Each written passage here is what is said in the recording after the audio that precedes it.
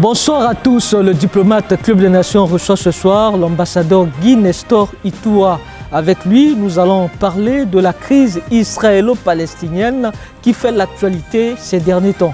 Mesdames et messieurs, bienvenue à votre émission, le diplomate Club des Nations.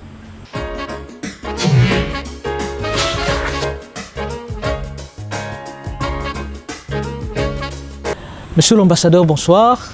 Bonsoir, M. Bourangan. Merci une fois de plus d'accepter notre invitation dans cette émission, le diplomate Club des Nations. Je vous en prie, M. Bourangan. Monsieur l'ambassadeur, le samedi 7 octobre dernier, le Hamas a attaqué Israël et causé le décès des milliers de personnes. Selon les dernières statistiques, on parle de plus de 1400 morts. Comment expliquer ce coup de force du Hamas ? Merci beaucoup, M. Bourangan, pour cette question. Évidemment, ce qui est arrivé le 7 octobre en Israël avec l'attaque du Hamas a créé l'émoi dans le monde entier avec cette attaque qui a fait beaucoup de victimes dans le territoire israélien, en commençant par le fait que le Hamas a vaincu le dôme de fer et le Hamas a vaincu la barrière hyper sécurisée qui sépare Israël de l'enclave de Gaza. Pour ce qui est du dôme de fer, on peut relativiser les commentaires. Pourquoi? Le dôme de fer a été installé, rendu opérationnel en 2011. C'est un système de défense aérienne mobile développé par une société israélienne qui s'appelle Rafael. Et il a été conçu pour intercepter les roquettes et les obus de courte portée. Or, l'attaque d'aujourd'hui, nous sommes en octobre 2023, ça veut dire qu'il y a eu beaucoup d'événements dans la région qui ont été enregistrés, en commençant par les printemps arabes. Vous savez, quand il y a eu les printemps arabes, il y a eu beaucoup d'activistes du Hamas qui ont été sur les terrains de combat, principalement en Libye. Et ils ont ramené beaucoup d'équipements modernes. Donc quand on conçoit le dôme de fer, l'objectif premier c'était de faire face aux roquettes qui à cette époque-là étaient de fabrication artisanale. Donc évidemment de courte portée, même très courte portée. Et les roquettes échouaient juste dans la périphérie de certaines villes comme Sderot, Ashkelon, comme vous le voyez certainement au niveau de la télé et des commentaires de presse sur ce sujet. Après le printemps arabe, comme je vous le disais, le Hamas s'est beaucoup équipé en matériel et en ressources humaines. Vous savez que l'Égypte, qui a une frontière directe avec l'enclave de Gaza, a été visitée aussi par le printemps arabe qui avait évincé le président Moubarak au profit du président Morsi, et qui a été à la tête d'un régime dominé par les frères musulmans. C'est d'ailleurs à l'époque de Morsi, je crois que c'est 2012, où les prisons en Égypte ont été cassées et beaucoup d'activistes du Hamas sont sortis de prison et ils sont revenus dans l'enclave. Et les passages pour atteindre le Hamas étaient assez faciles. C'est vrai qu'il y avait toujours les tunnels, les traditionnels tunnels, mais il y avait d'autres moyens et qui permettaient à ces activistes-là de traverser avec de l'équipement. Donc c'était plus l'équipement de l'époque. Donc on n'était plus pour ce qui est du Hamas, on n'était plus à l'époque des intifadas, c'est-à-dire les jets de pierre. On n'était plus à l'époque des kamikazes, hein, des gens qui se jetaient. Il y a eu changement de stratégie. Voilà, donc il y a eu des changements de stratégie. Ouais. D'où la surprise d'Israël, voilà, qui était vraiment surprise. Israël apparemment n'a pas vu venir. Mais le problème, c'est surtout du côté de la barrière, qui est une barrière hyper sécurisée. Si j'exagère, je peux même vous dire que l'alarme de cette barrière peut se déclencher même au passage d'une mouche. Alors comment le Hamas a pu casser certains points de cette barrière et traverser avec de l'équipement, aller attaquer en territoire israélien et voilà. Hein, ils ont le bilan les 2 premiers jours était à 1400 morts et avec beaucoup de blessés et de déplacés. Il y a eu environ 500 000 personnes déplacées dans le territoire. Sans compter et il y a eu même des évacuations. Pour la première fois, certaines évacuations se sont opérées même par la mer. Hein, vous avez vu qu'il y a certaines grandes puissances qui ont fait traverser leurs ressortissants à partir du port de Haïfa pour Chypre et autres. Donc ça, c'est jamais enregistré. Les otages, on compte autour de 210 personnes.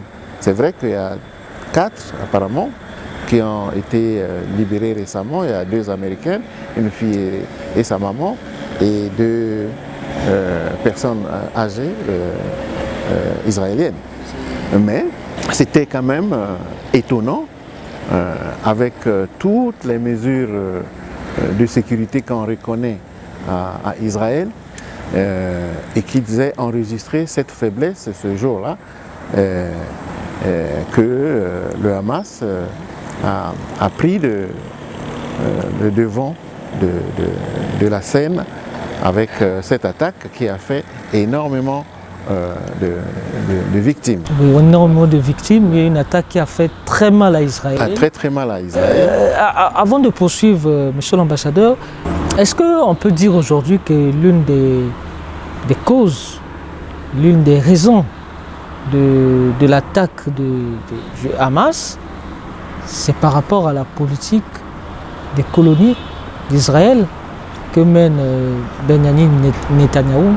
Le véritable problème, que ce soit du côté du Hamas, du côté du Fatah en Cisjordanie, le Hamas au niveau de l'enclave de Gaza, c'est surtout le blocus qui fait plusieurs années, aujourd'hui déjà 16 ans. Je pense que ces gens-là étouffent. D'aucuns qualifient cette enclave-là même de prison à ciel ouvert. Parce que les gens n'ont pas la liberté de mouvement, ils voyagent difficilement. Et il y a eu beaucoup de tentatives. Vous vous souvenez, en 2010, il y a eu une grande flottille avec plusieurs bateaux venant de l'Europe et autres pour essayer de briser le blocus de Gaza par Israël. Et donc vous comprenez qu'ils luttent pour une cause que nous connaissons tous, c'est-à-dire que principalement la création de l'État de Palestine. Des éléments nouveaux, on a cité le nombre de victimes jamais enregistrées depuis 1948, on a cité la performance des équipements utilisés par le Hamas. Et il y a aussi pour la première fois, vous avez suivi sur RFI, je crois que c'était une semaine après le déclenchement de la crise, le 14 octobre, sur RFI, Anthony Blinken a officiellement, ouvertement appelé la Chine à s'impliquer dans la résolution de cette crise entre le Hamas et Israël. Et je pense que cela n'est pas un fait du hasard, parce que la Chine aujourd'hui est devenue un grand partenaire de cette région. Vous savez que grâce à la Chine deux grands ennemis, des ennemis jurés, comme l'Iran et l'Arabie Saoudite, ont réussi, ont pu se mettre ensemble pour rétablir les relations diplomatiques. Ça veut dire beaucoup. On connaît le rôle, par exemple, que l'Iran joue au niveau de la bande de Gaza, auprès du Hamas et peut-être même des autres forces. Donc ça aussi, c'est un élément, c'est jamais arrivé. Voir un secrétaire d'État américain, ils ont toujours été les seuls à jouer sur ce terrain. Alors, demander, tendre la main à la Chine, et je pense que c'est un message important. Je n'ai pas envie d'écrire comme un aveu de faiblesse de la médiation américaine dans cette crise, non, mais c'est quand même un message important. Justement, monsieur l'ambassadeur, l'implication des pays de la sous-région, quelle est l'implication de ces pays au niveau de cette crise qui a des enjeux de géopolitique assez particuliers? La crise qu'aujourd'hui on appelle beaucoup plus la crise Hamas-Israël, pour sortir un peu du cadre du conflit israélo-palestinien. Ouais. Parce que là, c'est Israël face à l'enclave de Gaza, donc face au Hamas, mais cela ne veut pas dire qu'il ne se passe rien en Cisjordanie. Vous suivez bien, vous avez parlé des colonisations. Les colonisations opposent beaucoup plus les colons israéliens aux Palestiniens de la Cisjordanie. Voilà. Mais les enjeux géopolitiques, les enjeux géostratégiques sont de taille aujourd'hui dans ce nouveau rebondissement. On voit que les puissances de la région sont beaucoup plus dynamiques, parfois bravant même les États-Unis. Certains de ces pays sont des alliés des États-Unis depuis des années, nous le savons. Que ce soit le Qatar par exemple ou l'Arabie Saoudite. Vous savez qu'en Arabie Saoudite, le roi MBS a fait attendre pendant presque toute une soirée Anthony Blinken qui était à Riyad dans le cadre toujours des négociations en rapport avec la sortie de crise dans ce conflit. C'est étonnant, c'est jamais arrivé. Vous avez vu aussi qu'après l'attaque de l'hôpital en Égypte comme en Jordanie, les gens n'ont pas accepté d'accueillir Joe Biden qui était dans la région. Il s'est limité en Israël. Ça, c'est des choses qu'on ne pouvait pas imaginer, venant du Caire et du Haman. C'est pas... Donc c'est pour dire qu'il y a des enjeux nouveaux dans cette crise.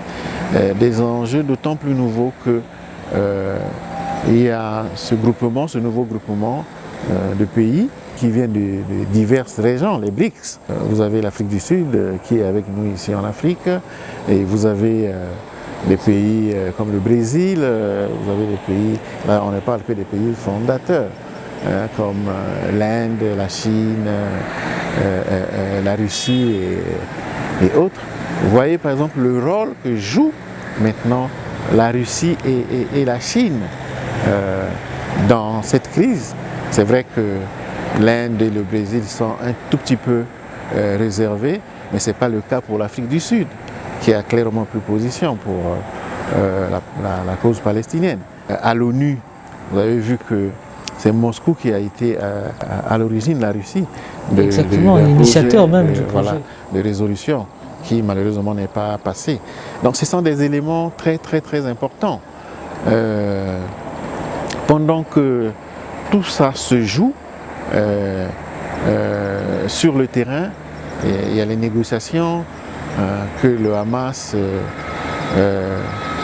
mène peut-être indirectement par le canal de certains de ses soutiens comme le Qatar.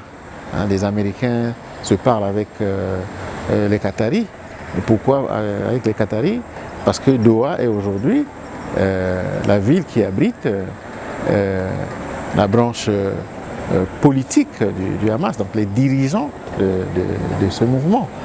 Et là-bas, les Américains ne négocient pas seulement avec le Hamas, mais il y a aussi des négociations secrètes avec l'Iran sur les sanctions et autres. Vous savez que les sanctions à la fin retenir beaucoup d'argent de l'Iran chez les Américains et autres. Et tout ça se passe aujourd'hui, on parlait du bloc des BRICS, qui sont en train de se consolider, ils sont en train de se renforcer et surtout de s'élargir. Et avec beaucoup de pays de cette région. De cette région qui veulent. Et tout ça sur qui estiment le besoin d'intégrer. Voilà. Et tout ça sur fond de dédollarisation.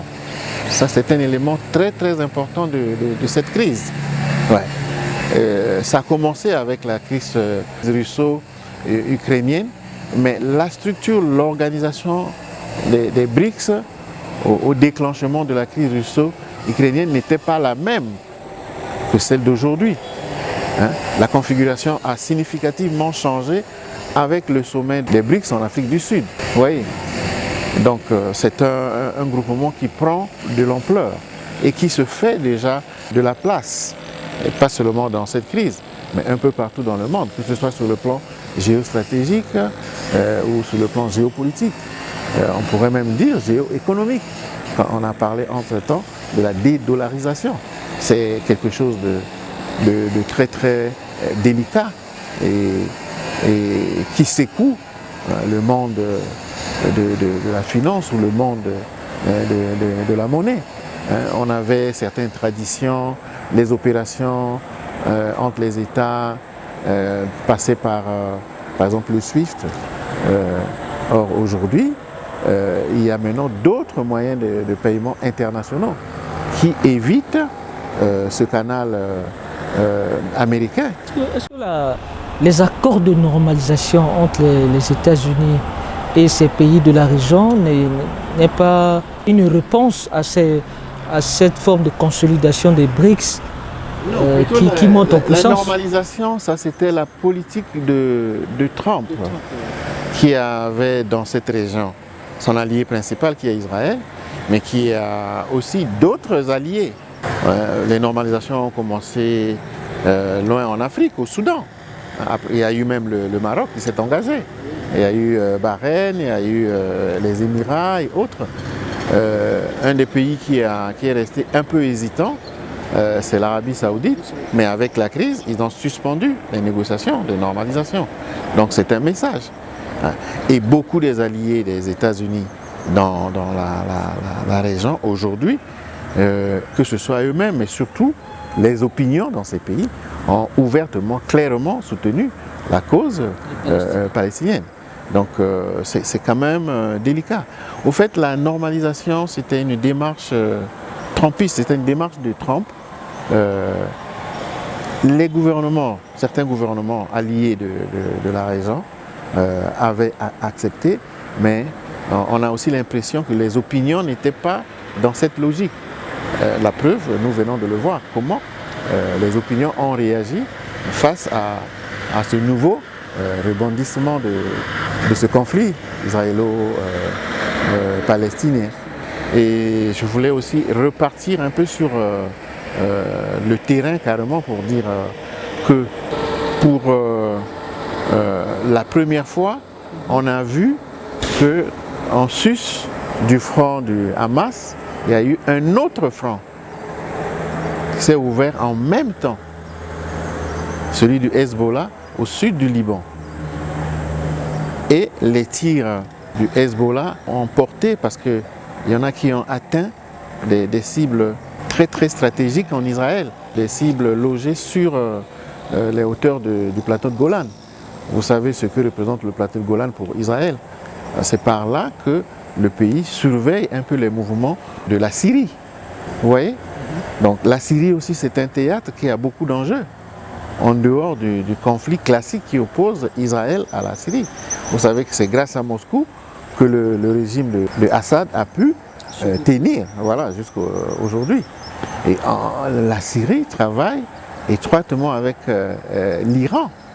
Hein? On a même appris que il y avait des contingents, des gardiens de la révolution islamique iranienne avançait, qui approchait la frontière israélienne, hein, par la Syrie. Vous savez, aujourd'hui, par exemple, vous avez certainement aussi appris que les aéroports de Alep, en Syrie, et l'aéroport de Damas sont aujourd'hui hors service à cause des tirs israéliens. Hein. Une des occasions, c'est qu'il y avait le ministre des Affaires étrangères iranien qui était déjà dans l'avion qui devait atterrir là. Donc du coup, il n'a pas pu arriver. Il a atterri ailleurs, toujours dans la région. Aujourd'hui, ces aéroports ne sont plus praticables. Mais il y a aussi des raisons à cela. Israël évite que l'Iran ait un des sites de projection. Parce qu'ils peuvent envoyer de l'équipement en Syrie où ils seront très proches d'Israël qui est leur cible. Ouais. Ça c'est un aspect. Mais il y a aussi un autre aspect. Si on doit repartir dans ce qu'était 48, donc la résolution 181 de la création de deux États.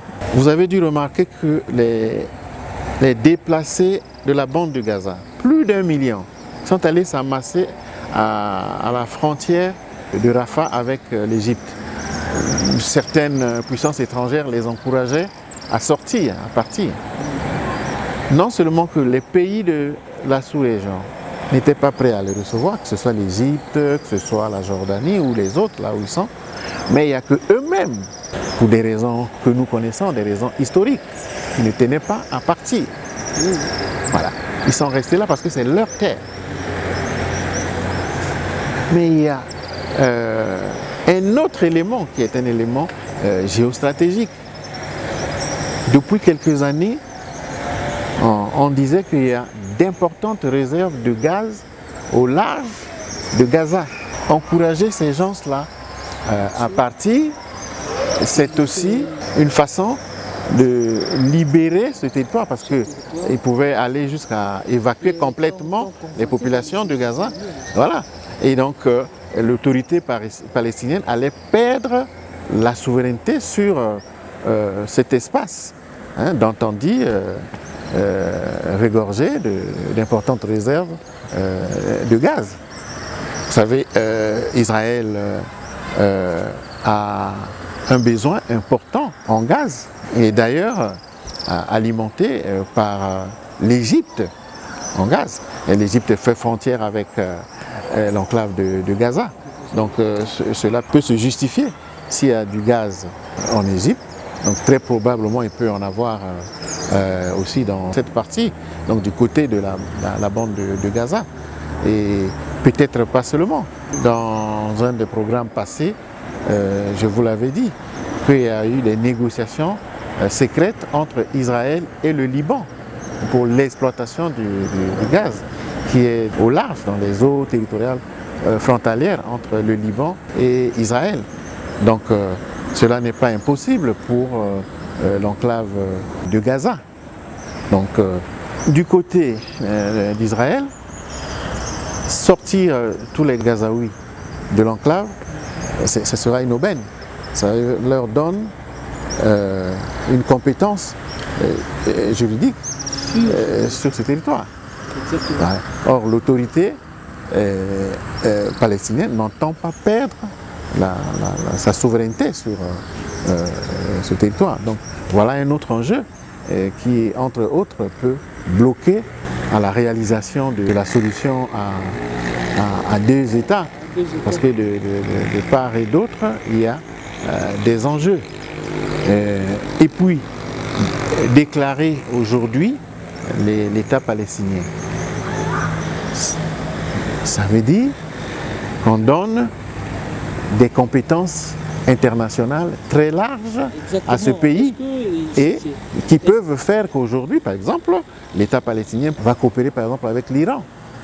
Et l'Iran peut venir s'installer là. Donc l'ennemi d'Israël va être juste à sa porte. C'est là où je devais en venir, monsieur l'ambassadeur. Est-ce qu'aujourd'hui, la solution de deux États, c'est possible? Nous allons déjà vers la fin de notre entretien. Vous savez, en diplomatie, on ne peut pas vivre sans espoir. Et le temps est un facteur important dans la diplomatie. J'allais dire la patience. Quand on voit comment les choses se développent actuellement sur le terrain, on a parfois tendance à s'interroger, est-ce qu'on va pousser Mahmoud Abbas à faire une déclaration unilatérale de la création de l'État de Palestine et après obtenir le soutien de tous les acteurs qui appuient, qui soutiennent la cause palestinienne, comme l'avait fait en 1948 Ben Gurion, avec le soutien des Américains, des Anglais, avec Balfour, avec plein d'autres. Est-ce qu'on va vers là? C'est la question du moment. Et c'est une question aussi qui nous emmène à nous poser une autre question. Est-ce qu'après la crise russo-ukrainienne, on est dans une nouvelle crise du multilatéralisme? Merci bien, monsieur l'ambassadeur. Le temps nous est imparti malheureusement. On sent bien qu'on a beaucoup de choses à dire sur cette crise israélo-palestinienne et vous avez mis à notre disposition ces différentes facettes des enjeux de cette crise. Quelle est la position du Congo? Si vous me posez la question sur la position du Congo, je ne peux pas donner une réponse officielle. Il y a des instances compétentes que vous approcherez et qui vont répondre à cette question.